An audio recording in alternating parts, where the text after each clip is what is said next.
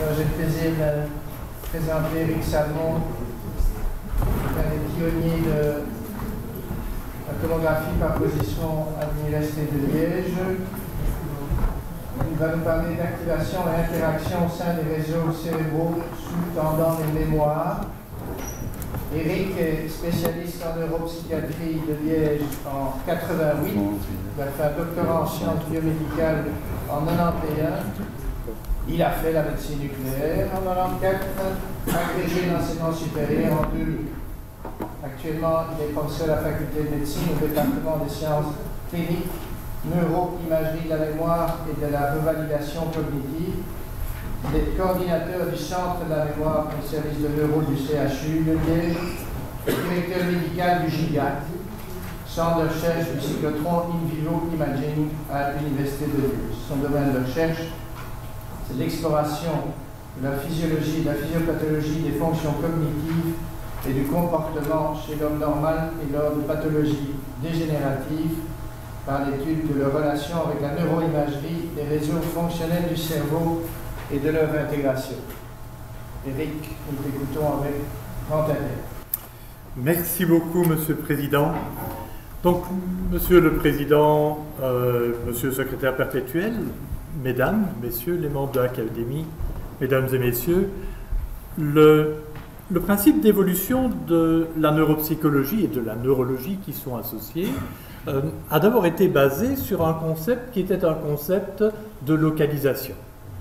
Et beaucoup d'entre vous se souviendront que tout au début, les neurochirurgiens demandaient aux neuropsychologues de pouvoir déterminer pour eux quelle était la localisation de leur lésion pour pouvoir aborder l'acte chirurgical.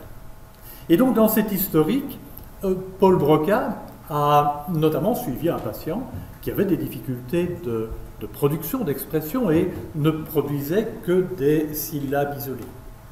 Il a eu la possibilité de le suivre jusqu'à son décès, et à son décès, le cerveau a montré une lésion particulière dans la région antérieure du cerveau, la région frontale, et plus particulièrement la région frontale inférieure. Et donc, aujourd'hui encore, le principe de pouvoir dire que cette aphasie particulière de production est liée à une lésion localisée dans le cerveau a encore cours.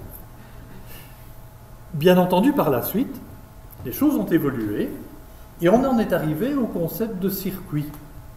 Et donc, dans le cas présent du circuit de langage, peu après Broca, M. Wernicke a mis en évidence l'idée que des régions temporales postérieures étaient importantes pour analyser la réception de l'information. Et donc les modèles actuels se disent, eh bien, l'information va passer et être quelque part analysée dans ces régions qui sont temporales. Cette analyse va permettre de configurer dans les régions antérieures et frontales la position de la bouche, de la langue, de tout l'organe phonatoire. Et à partir de cette position, va être produit quelque chose, mais ce qui est produit lui-même va être réentendu, et en étant réentendu, pour être reprécisé. Et donc c'est ça le grand principe que l'on a maintenant dans cette notion de circuit. Alors, pour la mémoire, mais pour la mémoire également, nous avons des circuits. Et la mémoire principale, je dirais, que l'on étudie pour le moment, est la mémoire qu'on appelle épisodique.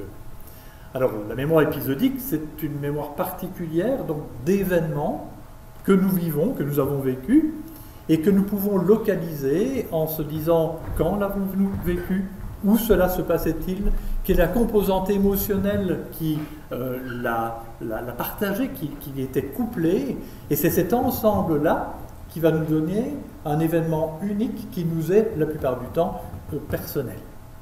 Et de façon assez intéressante, parce qu'on y reviendra, ce type de mémoire particulière est une mémoire à long terme. Vous pourrez vous souvenir d'être venu à l'Académie aujourd'hui pendant des temps, et elle s'oppose à ce qu'on a appelé la mémoire sémantique. cette mémoire qui est plutôt une mémoire de connaissance générale, de concepts. Nous savions en arrivant ici que nous allions parler de notions dentaires que nous connaissons, mais nous avons appris beaucoup plus que ça, et vous saviez que vous alliez entendre parler de la mémoire. Mais maintenant, précisément, se dire qui en a parlé, de quoi on a parlé, comment est-ce qu'on a abordé la chose, là, ça deviendra un phénomène événementiel de la mémoire épisodique. Et bien pour ce type de mémoire, on a là aussi démarré toutes nos connaissances au départ de la région, ici qui est la région de l'hippocampe. Alors, l'hippocampe était certainement très important, mais très rapidement, on l'a situé également dans un grand réseau. Et le grand réseau de la mémoire épisodique, c'est essentiellement le circuit qui a été décrit par M. Papez. Nous nous retrouvons ici à la face interne du cerveau, donc une vue, je dirais, de cette face médiale. Et le circuit est assez complexe, mais on peut le faire démarrer où on veut. Par exemple, faisons-le démarrer au niveau de la région de cet hippocampe. De la région de l'hippocampe, les informations vont passer par une bande blanche qu'on appelle le fornix et vont arriver dans des noyaux qui sont des noyaux sous-thalamiques centraux, qui sont des noyaux mammillaires. De ces noyaux mammillaires, reproduits un petit peu plus grands ici, les informations vont passer dans le thalamus antérieur, et du thalamus antérieur, repasser au niveau d'un cortex extrêmement important, qui fait partie de la grande aire limbique, qui est le cortex singulaire. Ce cortex singulaire qu'on n'a pas beaucoup connu, et puis que finalement l'imagerie nous a mis en avant, et l'imagerie nous a montré combien il est important. Ce cortex singulaire a une partie antérieure, une partie postérieure, une partie rétrospléniale, et puis les informations reviennent vers des régions parahippocampiques et vers des régions hippocampiques.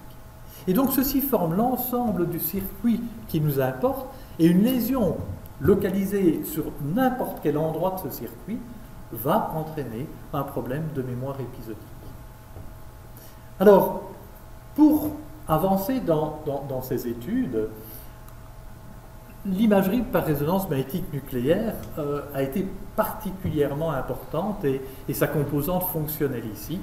Je voudrais donc remercier Mme Valerio pour l'enthousiasme qu'elle a eu pour mener à bien, je dirais, les premières études avec ce type de technique.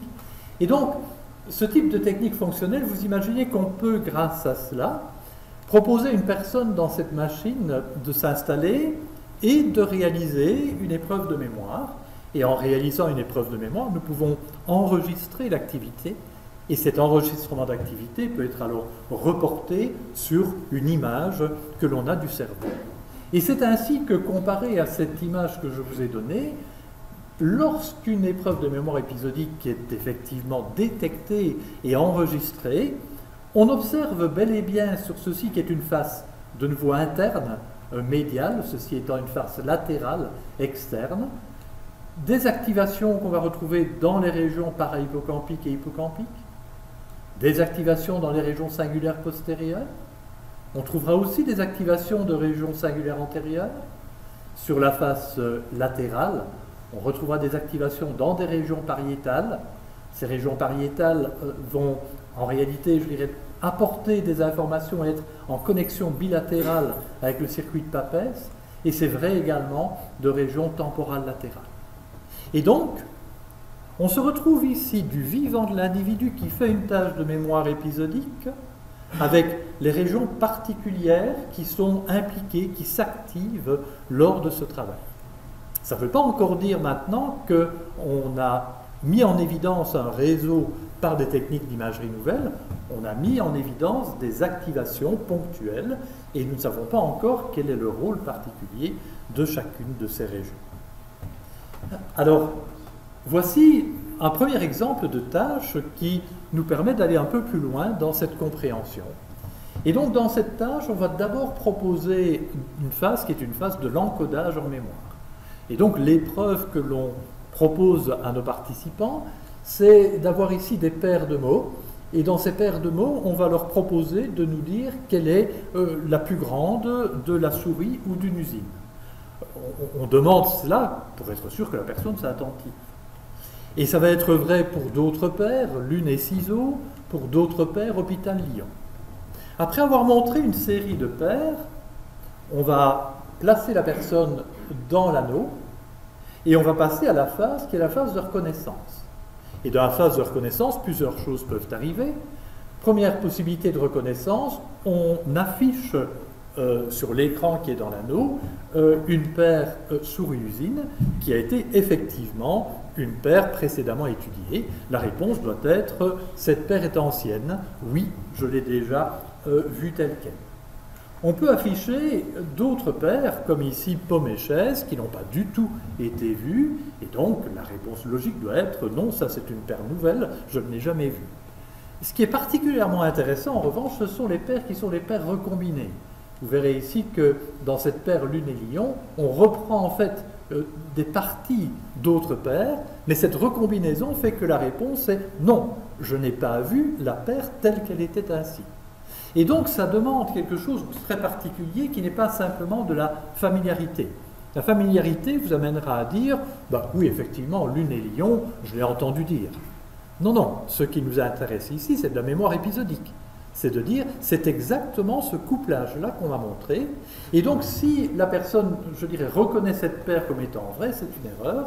Et on va pouvoir faire un calcul nous permettant de préciser quelle est la vraie performance de mémoire épisodique. Maintenant qu'on a la performance, on va pouvoir réaliser des images en IRM. Et les images en IRM que l'on réalise ici chez des patients qui ont une maladie d'Alzheimer et chez des participants de contrôle, on peut en réalité grouper les deux et montrer que les deux populations vont activer essentiellement la même région. Et cette même région, c'est une région singulaire postérieure. Donc ceci, c'est une image d'IRM structurelle. La région frontale est en avant, le corps calleux se trouve ici, et la région singulaire, antérieure et postérieure, se trouve ici. Et donc sur plusieurs coupes, donc une coupe sagittale, une coupe frontale, une coupe transverse, vous avez la représentation de cette même région particulière, qui est une région particulièrement activée pour le travail en mémoire épisodique, mais qui est tout aussi activée chez nos patients. Oui, mais alors, si cette région est activée chez nos patients, pourquoi est-ce qu'ils ont des problèmes de mémoire épisodique? Puisque la maladie d'Alzheimer est caractérisée, au départ, la majorité du temps, par un déficit en mémoire épisodique. Et c'est là qu'interviennent alors les techniques d'analyse qui nous intéressent, et c'est pour qu'on arrive maintenant, au-delà de l'activation, à étudier les interactions dans les réseaux. Et donc ce qui va être particulièrement intéressant ici, c'est d'utiliser des techniques, et une de ces techniques, c'est une analyse d'interaction qu'on appelle psychophysiologique, psychophysiological interaction. Alors le principe de cette analyse, c'est de se dire, le côté psychique, ça a été la présentation des informations en mémoire épisodique à activer une région, et cette activation est probablement proportionnelle au niveau de capacité épisodique à chaque moment. Donc cette composante-là, qui est une composante psychologique, on va pouvoir la mettre en relation physiologiquement en disant « Tiens, nous savons qu'il y a eu des réussites en mémoire épisodique et nous savons qu'il y a eu des erreurs en mémoire épisodique. » Eh bien, ce qui nous intéresse, c'est de savoir pour chacun de nos participants avec quelle autre région du cerveau cette région singulière postérieure est-elle connectée au moment où ils réussissent par rapport au moment où ils ne réussissent pas. Et bien entendu, ensuite, est-ce que les régions connectées sont les mêmes chez nos patients que chez des sujets de contrôle? Et la réponse est ben non, pas du tout. Et justement, ce qui se passe dans une maladie d'Alzheimer, c'est lorsque l'on prend cette région comme centre d'intérêt psychologique et qu'on en fait donc une région d'intérêt au départ, il s'avère que cette région chez nos patients avec maladie d'Alzheimer est nettement moins connectée que chez les patients de contrôle, que chez les participants de contrôle. Et cette diminution de connexion va être visualisée dans des régions pariétales. Je vous ai montré dans les régions activées que ces régions pariétales sont importantes pour pouvoir retrouver notamment des informations qui sont des informations de lieu. Nous aurons également une diminution d'activation dans une région hippocampique. Cette région hippocampique est primordiale pour parvenir effectivement à regrouper des informations et préciser leurs relations. Donc malheureusement, nos patients ont moins de possibilités d'utiliser cette capacité. Et puis on aura également une diminution de couplage chez nos patients avec des régions frontales qui sont en fait le mode de recherche de l'information qui va tourner en boucle pour essayer d'aller rechercher le plus précisément est-ce que oui ou non cette paire était bien la paire que j'ai vue. Et donc le grand principe, je dirais ici, c'est bien de se dire en pathologie, on a bel et bien une déconnexion dans les réseaux, et cette déconnexion dans les réseaux est très probablement à la base de la difficulté en mémoire épisodique que présentent nos patients. Voilà un premier exemple. Et une autre possibilité de l'imagerie par résonance magnétique est de regarder l'activité que l'on peut avoir au repos. Et c'est de nouveau un concept extrêmement intéressant pour nous, parce qu'on va pouvoir permettre à des patients qui sont des patients avec une maladie d'Alzheimer, qui doivent s'habituer à l'environnement d'une IRM, qui doivent répondre, ce qui n'est pas facile, de les étudier simplement en leur disant « vous restez au repos, vous ne faites rien, vous pensez à vous-même, et nous allons analyser effectivement votre activité ». Alors, quel va être le principe alors de la recherche qu'on va faire et de l'analyse que l'on va faire? On va essayer pendant cette période de 6 minutes ou 10 minutes de repos de regarder les régions cérébrales qui, tout ce temps-là, vont être en activité en covariance. Et donc, on va rechercher les régions qui ont le même pattern temporel, et on va se dire que s'il y a le même pattern temporel, c'est probablement qu'il y a effectivement une interaction entre ces régions et qu'elles forment un réseau. Et c'est exactement ce que l'on observe, et c'est ainsi que les études de ces dernières années ont montré que, au repos, quand nous pensons que nous ne faisons rien, nous sommes en fait en train d'utiliser toute une série de réseaux différents. Et ces réseaux différents, parmi ces réseaux différents, il y aura notamment ce réseau qu'on appelle le réseau par défaut, et où vous retrouvez effectivement sur des coupes qui sont à partir du cervelet qui est ici et qui remontent, des régions qui vont être des régions frontales internes, des régions singulaires postérieures, des régions pariétales.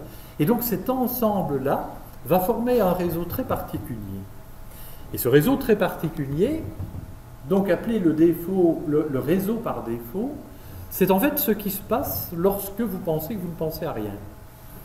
Donc quand vous êtes dans un anneau, qu'on vous dit de ne rien faire, ben, vous n'êtes pas au repos.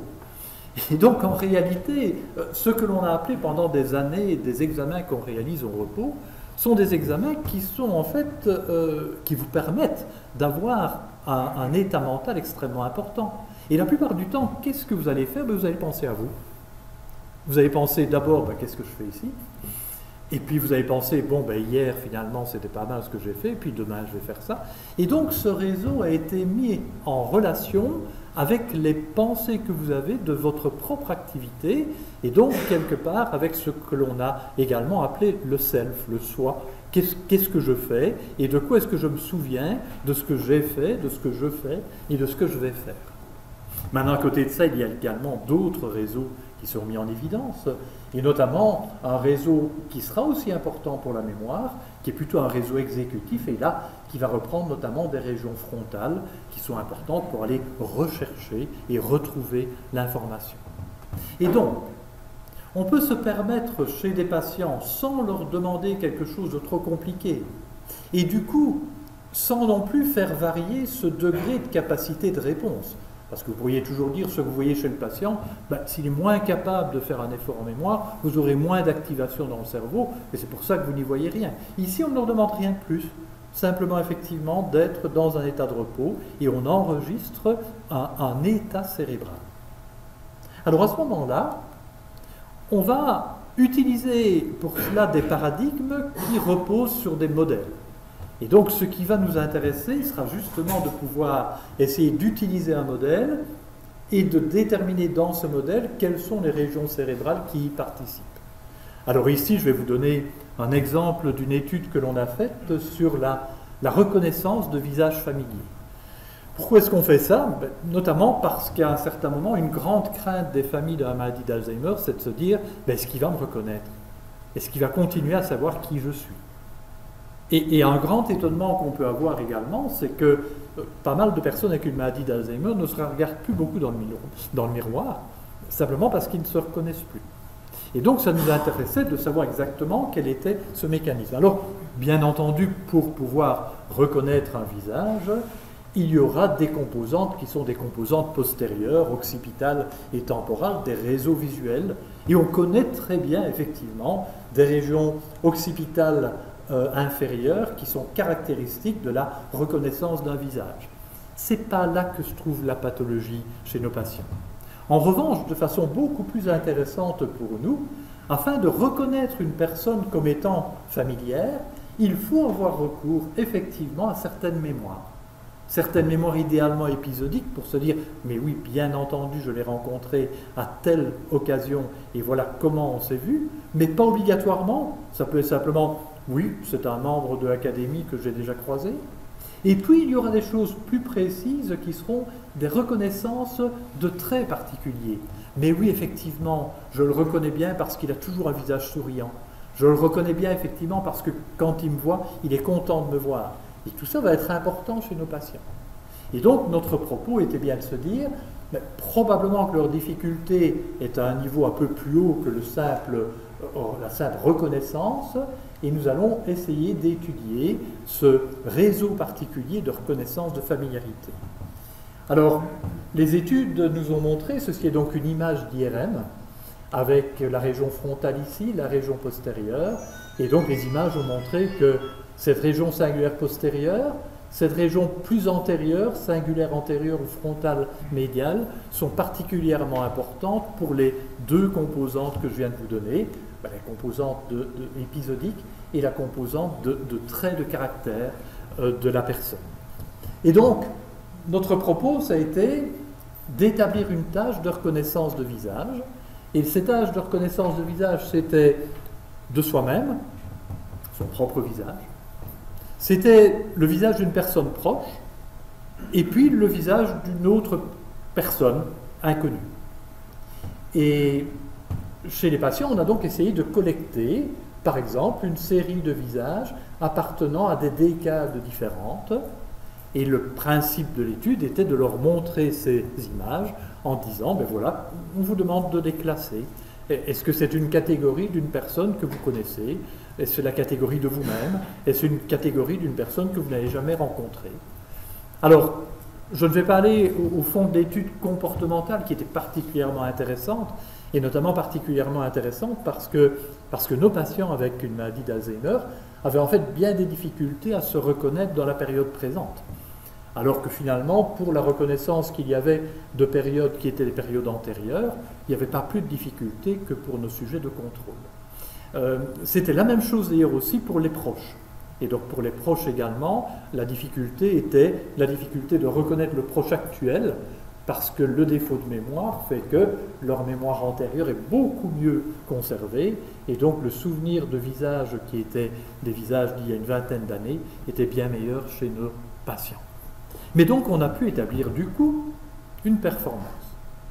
Et donc la question qu'on se pose là, c'est de se dire, comment se fait-il effectivement qu'il y ait un déficit dans cette performance qui ne nous semble pas une tâche particulièrement difficile?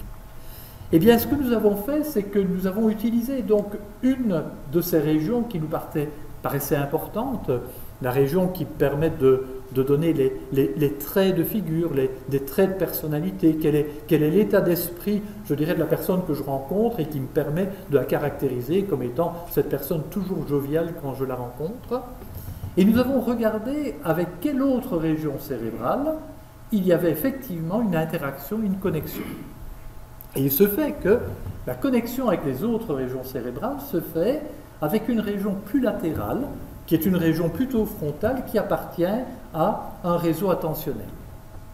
Donc, le principe étant que chez ces personnes qui sont prises au repos, individuellement, on retrouve une connectivité particulièrement importante entre des régions importantes pour juger de la connaissance d'une personne et des régions attentionnelles pour être attentif à ce qui va se passer au niveau de ce visage. Mais la partie la plus importante et la plus intéressante pour nous, c'est que la relation qu'on a est une relation inverse. Et donc il se fait que nos patients ont d'autant plus de difficultés et donc quelque part d'autant moins bonne performance que la relation et l'interaction entre ces deux régions est forte. En d'autres termes, lorsque les personnes vont apporter trop d'attention aux détails de l'image, regarder quel est effectivement le sourire, quelle est la blancheur des dents, quelle est la coiffure, quel est le port de lunettes, ils vont quelque part, je dirais, perdre leur énergie et ne pas laisser aller effectivement le processus de reconnaissance, et donc leur performance va diminuer. Et donc dans ce cas-là, ce qui nous intéresse particulièrement, c'est que cette interaction cérébrale augmentée chez les patients par rapport à des sujets de contrôle est délétère pour la reconnaissance des visages. Donc à l'intérieur d'un réseau, on peut avoir des déconnexions, mais entre réseaux particuliers, attention qu'on peut avoir des déconnexions, mais que s'il y a trop de connexions, ce n'est pas toujours favorable à nos patients. Alors, on a poursuivi encore, et voilà l'autre exemple et le dernier exemple que je voudrais vous montrer, qui nous a particulièrement intéressés dans les modèles. C'est une caractéristique clinique extrêmement difficile pour nous, c'est l'anosognosie, le fait que nos patients ne se rendent même pas compte des difficultés de mémoire qu'ils peuvent avoir. Alors là, de nouveau, on est dans un cadre de neurologie et de neuropsychologie, donc on aime bien les schémas, et on essaye d'appliquer des schémas et des modèles pour essayer d'aider notre compréhension.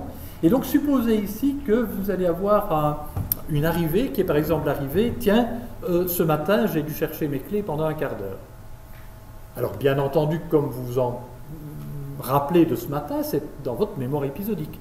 Ça vous concerne, vous, ce sont vos clés, et c'est vous qui avez été extrêmement agacé de ne pas les retrouver. Alors dans le modèle, ce qui se passe, c'est que cette information-là va passer dans un système de comparaison, parce que vous dites, mais enfin, c'est quand même pas normal. Et donc vous arrivez dans un système qui va essayer de retrouver vos informations et de se dire, est-ce que ça m'arrive, ces choses-là d'habitude? Et pour savoir si ça vous arrive, vous allez passer dans un autre système, une autre base de données, qui est celle-là plus sémantique, qui est, d'une façon générale, mes clés sont toujours dans la poche gauche et je ne les perds jamais. Oui, mais du coup, si vous ne les perdez jamais, alors si vous voulez tirer une conséquence, c'est que désormais, je devrais être plus attentif à l'endroit où je dépose mes clés parce que je peux devenir distrait. Et donc cette capacité que vous pouvez avoir de faire une analyse correcte de ce qui arrive est quelque chose qui est assez difficile pour nos patients et qui ne tireront donc pas la bonne conclusion qui sera je serai dès lors plus attentif et je déposerai décidément mes clés dans ma poche ou dans mon cléfier. Et malheureusement, ils reproduiront encore, je dirais, la même erreur par la suite. Alors, comment peut-on utiliser l'imagerie pour explorer cette difficulté-là? Eh bien, nous avons décidé de repartir de nouveau de régions de base du réseau de la mémoire, puisque la nosognosie qui nous intéresse, c'est une anosognosie de troubles de mémoire. Donc nous revoici effectivement avec notre circuit de Papez, et la région que nous avons prise est une région qui est hippocampique et parahippocampique. Donc à partir des cerveaux de patients que nous étudions et de nos participants avec maladie d'Alzheimer, nous localisons une région d'intérêt, et c'est à partir de là que l'on va étudier tout le réseau. Et donc le principe qui va bien entendu nous intéresser, c'est de se dire, eh bien, nous avons une région temporale médiale qui appartient au réseau. Avec quelle région cette zone-là est-elle connectée? Et qu'est-ce qui peut expliquer? Est-ce qu'il y a une déconnexion particulière qui peut expliquer la performance de nos patients? Alors, rappelez-vous, ce qui est important, c'est que parmi nos patients, il y en a en fait qui sont très conscients de leurs problèmes de mémoire et d'autres qui ne le sont pas. Et donc, on va avoir, heureusement pour nous, une variabilité suffisante pour pouvoir étudier justement ce type de corrélation. Et donc voilà, ce qu'il apparaît, c'est que les corrélations que l'on peut obtenir et qui sont des corrélations importantes pour le niveau de performance sont des corrélations qu'on obtient avec les régions singulaires postérieures. Très bien, ça nous arrange effectivement, c'est dans notre circuit. Avec des régions qui sont des régions pariétales, et avec des régions qui sont temporales latérales, mais je vous rappelle que ça faisait partie de ces régions qu'on observe par ailleurs en simple activation. Mais donc ici, notre démarche, c'est qu'au-delà de l'activation, nous démontrons une interaction, et plus exactement, chez nos patients, une perte de cette interaction. Et donc, nous pouvons cette fois-ci affirmer dans cette perte-là que, puisque la nosognosie est en fait, donc, plus elle est élevée, plus c'est une mauvaise chose, on peut dire que nous avons une corrélation qui est intéressante dans ce cas-ci, puisque plus la corrélation entre les deux régions est grande, et plus les gens se rendent compte effectivement des erreurs qu'ils ont commises et potentiellement peuvent les corriger. Ceux qui ont une plus grande anosognosie et qui sont donc incapables de corriger leurs erreurs vont avoir beaucoup moins de connectivité. Et donc dans le cas présent, on a bien donc ce principe de déconnexion, même quand les sujets sont au repos, et le niveau de déconnexion est proportionnel, est en relation avec leur niveau de manque de connaissance de leurs problèmes de mémoire. Alors, ce que la littérature et les études d'analyse statistique en cluster, donc en groupe, nous apprennent, c'est qu'à l'intérieur même de ce que nous croyons être des réseaux comme les réseaux du circuit de Papez, donc ceci de nouveau est une face interne, ceci est une face externe, il y a des sous-systèmes. Et donc ces sous-systèmes ont chacun, je dirais, une capacité particulière. Le sous-système particulier que l'on retrouve ici, et donc où nous avons observé une région qui est bien notre région d'intérêt d'abord, mais c'est effectivement une région qui est en plein responsable de la mémoire épisodique. Elle est donc déconnectée d'une autre région singulaire postérieure, et cette région singulaire postérieure, c'est une région importante pour la connaissance de soi, et qui va justement mettre en lien, est-ce que c'est bien moi qui ai dit ça? Est-ce que c'est quelqu'un, je dirais, de mon équipe qui en a parlé? Est-ce que c'est comme ça que je le présente? Et donc va me permettre effectivement de retrouver des informations pour préciser si oui ou non cette information est bien personnelle, bien familière pour moi. Et puis finalement, il y a encore d'autres réseaux, un autre sous-système qui lui va plutôt faire appel à des notions conceptuelles. Est-ce que je conçois effectivement ce que c'est, je dirais, d'avoir un problème de mémoire ou de ne pas avoir de problème de mémoire. Et donc, lorsque l'on interprète ainsi, grâce à ce type de déconnexion que nous avons observé, on retrouve alors la notion de notre schéma et de notre modèle. Et donc, dans la maladie d'Alzheimer, l'anosognosie des problèmes de mémoire est liée d'une part à une problématique certes de la mémoire épisodique, mais essentiellement à une problématique de corrélation et de lien qu'il peut y avoir avec un système comparateur qui est un système singulaire postérieur. Et ensuite, l'activation et la déconnexion que l'on observe dans cette région latérale conceptuelle, en fait correspond à l'incapacité d'aller rechercher l'information précise. Est-ce que moi, dans la vie quotidienne, j'oublie? Mais malheureusement, nos patients n'ont pas mis à jour ces données-là, et nos patients qui sont les plus anosognosiques ne se rendent même pas compte qu'ils oublient au quotidien, ce qui est extrêmement compliqué pour leur famille quand il faut les convaincre qu'il y a quelque chose de dangereux à continuer à gérer ses biens, alors qu'on ne se souvient même pas qu'on a déjà fait 3 fois le versement anticipé qu'il fallait faire en une seule fois. Et donc notre principe ici est donc, dans le cas présent, d'avoir effectivement une perte de réseau. Et donc, si je dois résumer ce que je vous ai présenté aujourd'hui, les recherches que l'on fait grâce à l'imagerie actuelle nous permettent de confirmer en tout cas la présence de réseaux et même d'analyser des sous-réseaux particuliers de mémoire auxquels on peut donner ou accorder une fonction particulière. Ce qui est extrêmement intéressant par exemple, c'est donc de voir ici que nous avons en vert des régions qui interviennent, on l'a vu à la face interne pour cette mémoire épisodique, mais que vous avez également une mémoire autobiographique qui vous permet de dire depuis combien de temps effectivement suis-je à l'académie et bien certaines régions sont très proches. Et donc, il y a bien des régions cérébrales qui sont partagées. je vais dire fatalement, ce serait illogique d'avoir une raison qui n'a qu'une seule fonction. Mais voyez l'évolution de la pensée qui était à partir de M. Broca disant ben oui, effectivement, cette région est dévolue à la production de la parole. On est maintenant dans des régions qui appartiennent à plusieurs réseaux et qui peuvent effectivement être quelque part recrutées pour certaines tâches différentes.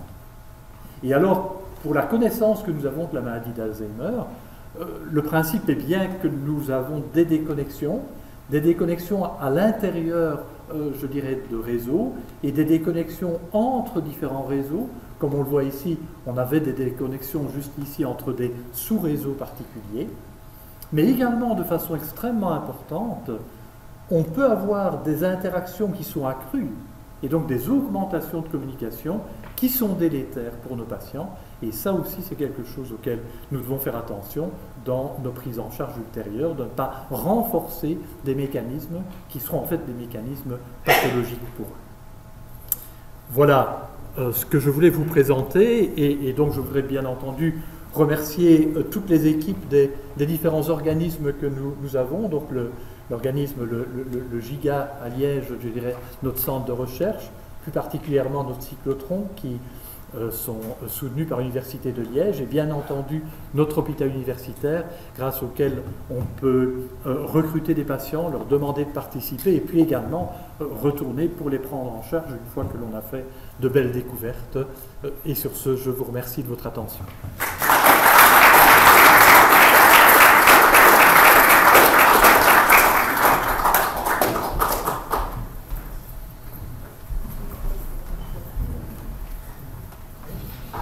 Merci beaucoup, Eric. Très belle lecture. Est-ce qu'il y a des questions? M. Carlier. Merci pour cette passionnante exposé. Professeur, que se passe-t-il avec ces réseaux en cas de méditation? Donc c'est extrêmement intéressant parce qu'on s'est posé la question de se dire finalement la méditation ça va être du sommeil et pas du tout justement. Donc les réseaux qui sont selon le type de méditation, parce qu'il y a également différents types de méditation.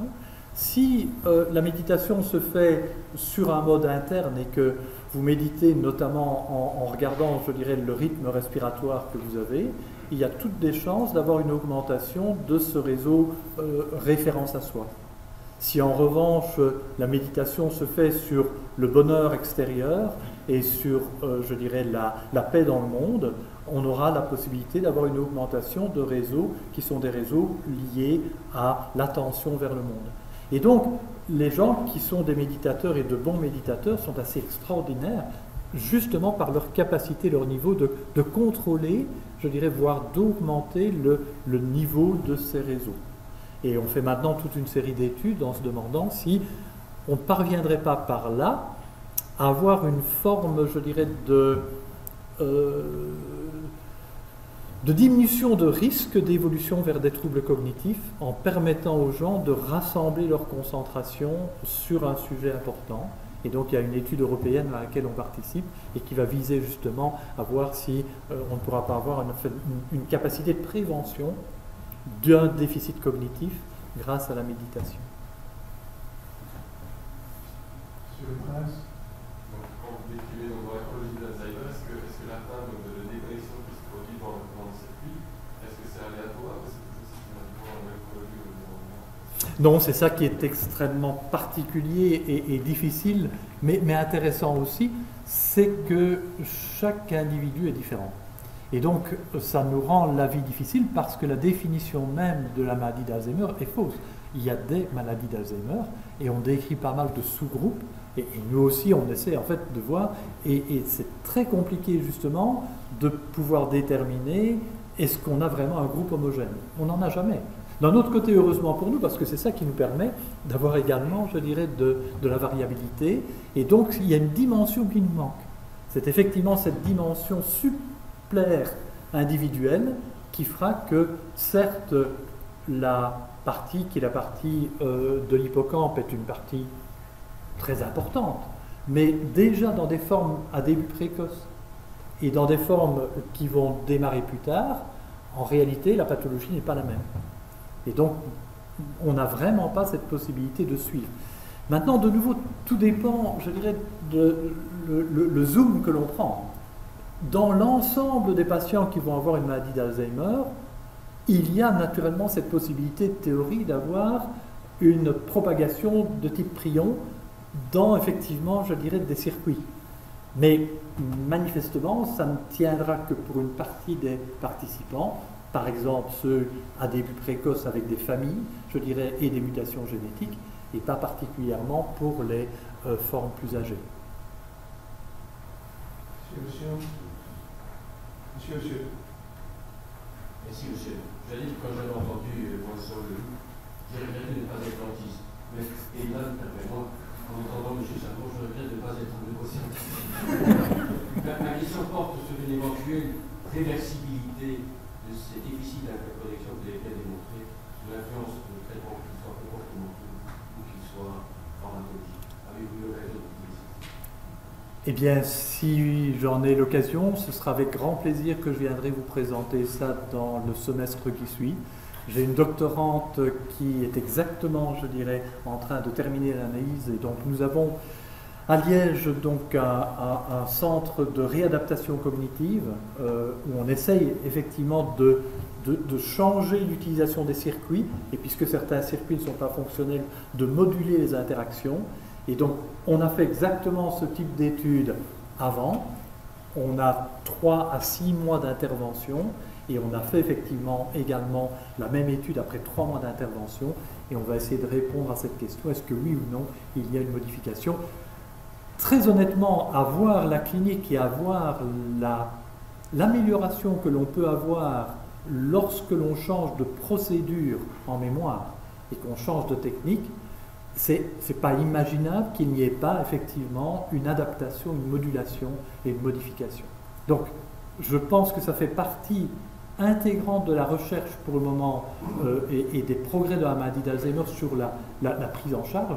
C'est justement partir du principe, 1, il y a une réserve cognitive et certains d'entre nous ont beaucoup de capacité de changer de réseau, et 2, c'est pas parce qu'on a une maladie qu'on n'est pas capable effectivement de s'adapter. Madame Balayou. Merci. Oui, avant tout, je voulais vous remercier pour vos aimables paroles à mon égard. Je pense effectivement que nous avons vécu ces 20 dernières années une époque absolument extraordinaire dans l'approche de la connaissance du fonctionnement du cerveau. Ce qui m'angoisse dans ces études, c'est que finalement les résultats sont basés sur l'observation d'un phénomène qui est l'effet Bolt, comme vous savez, et qui est infinitésimal, qui est d'une intensité extraordinairement faible. Et j'ai un peu peur qu'aujourd'hui, en voyant les études, qu'on arrive à des conclusions qui sont fort, qui parfois relèvent plus du wishful thinking ou qui sont des affirmations qui me paraissent parfois un peu dangereuses. Donc je voulais savoir, lorsqu'on voit vos études, qui ne sont pas dangereuses, mais je veux dire, elles se basent sur des altérations qu'on a observées sur 10 patients, sur 15 patients, sont des études extraordinairement compliquées à mener, comme je pense vous l'avez montré. Mais aujourd'hui, je voudrais avoir votre avis sur la force et la qualité de la robustesse, merci, de ce type d'études, parce que j'ai une angoisse lorsque je vois l'application de ces études à l'interprétation du fonctionnement du cerveau, pas tellement votre sujet, mais sur l'impact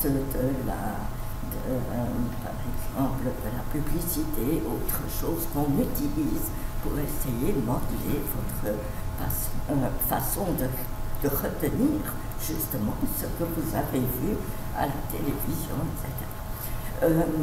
la seconde question technique, c'est que vous parlez effectivement de circuit. Il y a aujourd'hui une technique qui est la tractographie. Est-ce que vous avez corrélé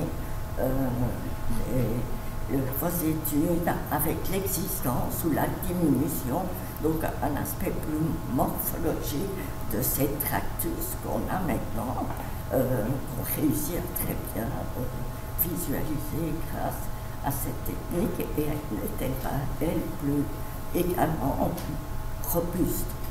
Je voulais terminer en disant que j'ai fait des travaux chez Alzheimer au début. Et ce qui est intéressant, c'est de montrer qu'au début, pour effectuer une tâche, le patient, qui n'est pas encore patient, arrive à faire le travail ou la tâche, mais mobilise un beaucoup plus grand nombre de sites. Je voulais savoir si vous avez également retrouvé ça. Voilà. Alors, je vais essayer d'être bref parce qu'on pourrait passer pas mal de temps. Il y a exactement comme vous le dites, toute une démarche qui est maintenant une démarche de qualité pour le nombre de résultats que l'on peut observer sur des petits groupes et qui nous oblige effectivement à vérifier à chaque fois et à remettre notamment en valeur notamment notre aspect statistique.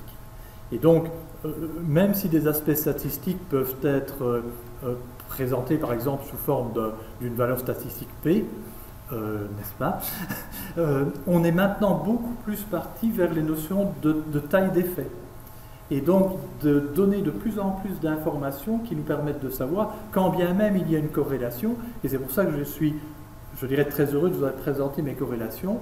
Mes corrélations non seulement sont significatives, mais sont avec des valeurs qu'on appelle des valeurs de R ou de R carré, qui sont suffisamment fortes pour me montrer que c'est bel et bien une relation importante. Et donc tout un travail est en cours dans la littérature de neuroimagerie pour justement essayer de remettre à plat toutes les obligations qui sont faites. Et les grands centres qui ont mis sur pied des modules d'analyse statistique insistent beaucoup effectivement sur le risque de petits groupes, la nécessité de reproductibilité, effectivement. Donc là, on est parfaitement d'accord. Pour ce qui est du principe de tractographie, nous avons effectivement les données et c'est effectivement quelque chose que l'on va analyser. J'ajouterai en plus que nous avons aussi en tomographie par émission de positons, comme Jacques Melin l'a signalé, toujours une avance pour essayer aussi de détecter les synapses. Et donc en fait nous combinons les techniques qui sont des techniques et métaboliques et de tractographie et les techniques que je vous ai présentées ici. Bon, le temps de présentation ne me permettait pas de faire l'ensemble. La tractographie aura quelques défauts puisque par définition il va falloir utiliser de très bonnes techniques pour voir l'ensemble des fibres. Et dans des petites régions comme l'hippocampe, ce ne sera pas facile. Et on va acquérir une 7 Tesla. Et on espère qu'avec la 7 Tesla, on va pouvoir effectivement faire ce type d'acquisition. Finalement, effectivement, ce qui est intéressant quand on regarde les activations, cette fois-ci, puisque j'ai surtout parlé d'interaction, mais les activations dont vous parliez chez les patients, c'est qu'effectivement, certains de nos patients vont présenter plus d'activation quand il faut une tâche que nos contrôles. Cependant, ce qui me semble encore plus important, c'est que quand on parvient à mettre ces activations en relation avec leur performance, certaines d'entre elles sont effectivement compensatoires et bénéfiques, mais certaines d'entre elles sont également délétères.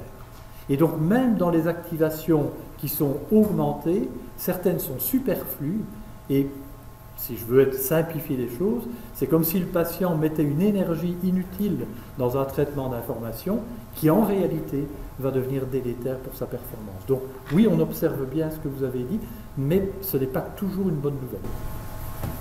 Monsieur Gosselin, Monsieur Lamy et puis Monsieur Gosselin. Étant donné la difficulté de la qualification de démence, comment êtes-vous assuré que vous examinez les patients Alzheimer? C'est-à-dire que nous utilisons maintenant, un petit peu, je dirais, trois étapes. La première étape que nous utilisons est simplement la définition clinique qui a été donnée par les consensus de 2011, où on admet bien que c'est une probabilité.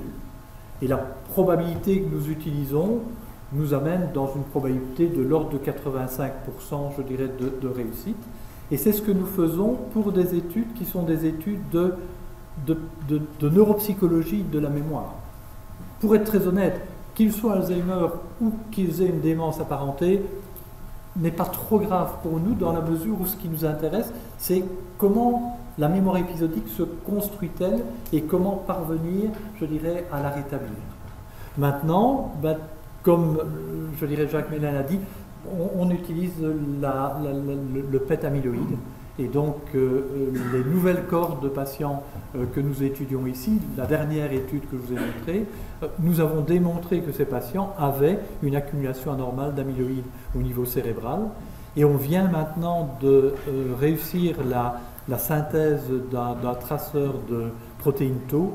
Et donc, on ira encore plus loin. Donc, on aura la démonstration que nos patients cliniquement ont des problèmes, qu'ils ont une accumulation in vivo, donc d'amyloïdes et de protéines tau. On peut le faire également avec le liquide céphalorachidien.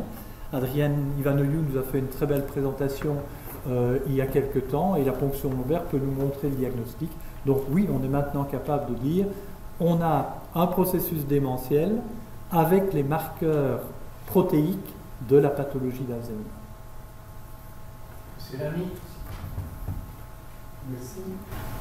Les résultats des études en cours à propos de la méditation, et en particulier la méditation sur soi, montrent-ils un parallélisme avec les résultats que l'on connaît à Liège sur l'état d'hypnose?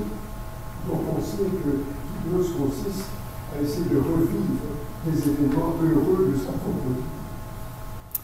Et donc, c'est certain que ça nous intéresse et c'est certain que les travaux que l'on fait sont des travaux qui se chevauchent dans le cas présent, mais le principe de la méditation est fort différent et quelque part, heureusement pour nous, à principe différent, activation différente. Donc, vous avez très bien dit, le principe, je dirais, de revivre quelque chose de particulier est un principe qui se fait induit par quelqu'un d'autre. Le principe de la méditation est induit par la personne elle-même. Et donc, ça signifie qu'on n'a pas exactement les mêmes régions, même si on parle grosso modo des mêmes réseaux. Et donc, ce qui devient très intéressant, c'est justement de dire qu'on n'a pas exactement la même chose. Maintenant, on peut naturellement rentrer dans le processus qui est le processus d'auto-hypnose, je dirais. Oui, tout à fait. Et donc, nous n'avons pas, à l'heure actuelle, de spécialistes d'auto-hypnose aussi pointus qu'on a des spécialistes de méditation. Vous imaginez bien que quand Mathieu Ricard vient avec ses années de méditation et qu'effectivement, je dirais, il accepte de passer dans l'anneau, on voit des choses que, pour le moment, l'auto-hypnose n'a pas le recul, je dirais, et le nombre de personnes. Et donc, dans notre étude européenne, on va effectivement, heureusement pour nous, avoir, je dirais, près d'une vingtaine de grands spécialistes, je dirais, de la méditation. On ne saurait pas réunir, je dirais, cela pour le moment en auto-hypnose, donc on n'aura pas encore la réponse dans les années qui viennent. Eric, félicitations et merci beaucoup.